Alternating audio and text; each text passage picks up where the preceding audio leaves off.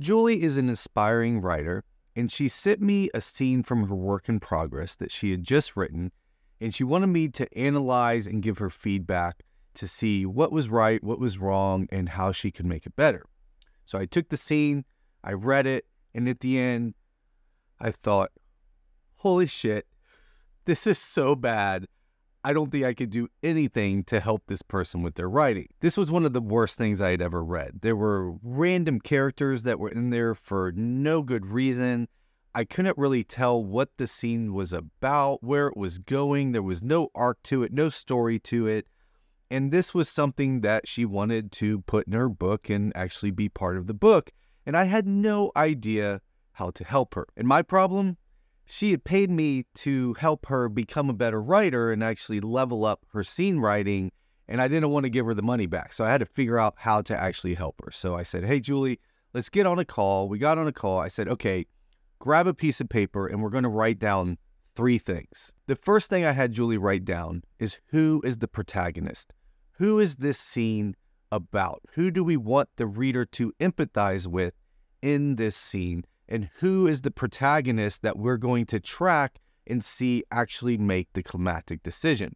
So who is the protagonist of the scene? That was the first thing I had Julie write down. The second thing I had Julie write down is the inciting incident. Now, the inciting incident is the thing that comes along and knocks your protagonist's life off of balance.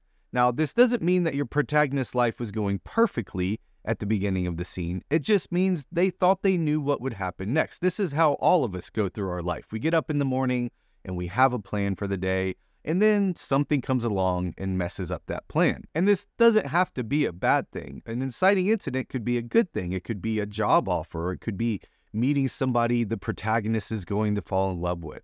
But often it's a bad thing. And it could be a big thing like a threat in an action story or a cancer diagnosis. But it can be a small thing too, where you stumble out at 5:30 in the morning and you open up the container where there's coffee grounds, and there's no coffee grounds because your spouse got up before you and drank the last cup of coffee. That could be an inciting incident. Whatever it is, what did your protagonist think was their plans for the day, and what came in and screwed all that up? What was the inciting incident of your scene?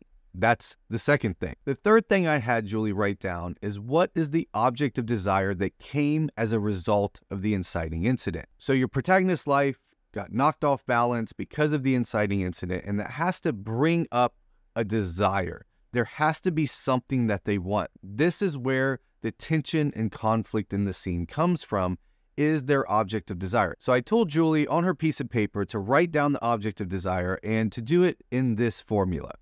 My protagonist wants X without having to Y. So your protagonist has to want something, but there has to be something they're not wanting to give up in order to get that thing. So it could be, I want coffee without having to leave the house. I want my boyfriend to tell me he loves me without me having to say it first. I want to get the new job without having to move to Manhattan. So you have to have a situation where your protagonist can't have their cake and eat it too. This is what we all want. We want to get what we want, but we don't want to have to give up something to get it. And we want to put your protagonist in that particular spot as well, is they have something that they want that comes out of the inciting incident, but they have to have this thing that they don't want to give up or don't have to do in order to get that thing. So once Julie had these 3 things written down, she was ready to rewrite her scene. She knew who the protagonist was. She had the inciting incident, and she had the object of desire, because just having those 3 things gives you so many things about your scene.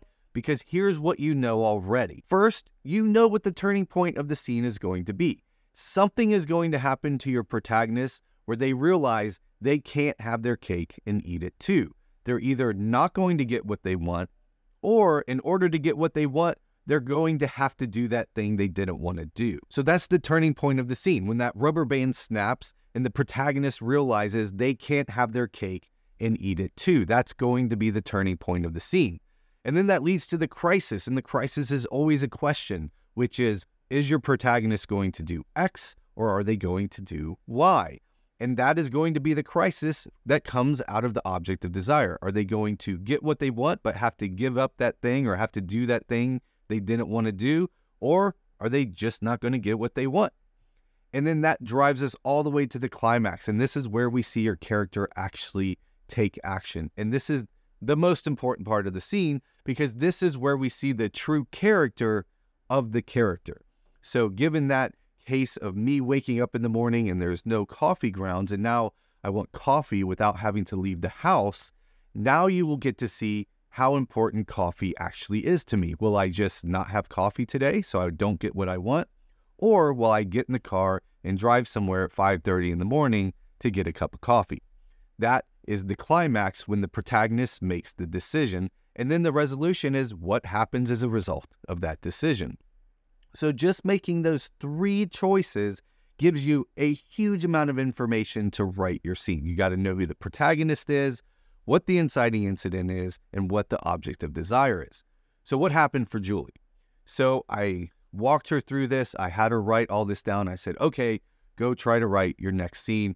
And I just sat with bated breath and crossed fingers for a couple days until I got to see her next scene. And when she turned it in, it was so much better. There were stakes, there was tension, there was excitement, and the writing compelled me all the way to the end. She had a working scene. Now, was there more problems to fix? Of course. Was the scene perfect? Of course not. But it switched from not working to working because she had clear change in her story, because she knew who the protagonist was, she knew the inciting incident, and she knew the object of desire. So for you, the next time you write the next scene in your work in progress, I recommend jotting these down right at the beginning, making these decisions about how the scene is going to start, who the protagonist is, the inciting incident, and what the object of desire is, and make sure the object of desire is worded that way. The protagonist wants X without having to Y, and you'll see that your scene writing gets so much better immediately. Now, if you want to keep going down this path of how to write a great scene, I did a video on the top 10 mistakes that people make when writing scenes, and that's on your screen right now. If you want to know more about who I am and what StoryGrid can do to help you become a great writer, there's links to that down in the description. But either way, thanks for being a writer, thanks for being a part of our community, and I'll see you next time.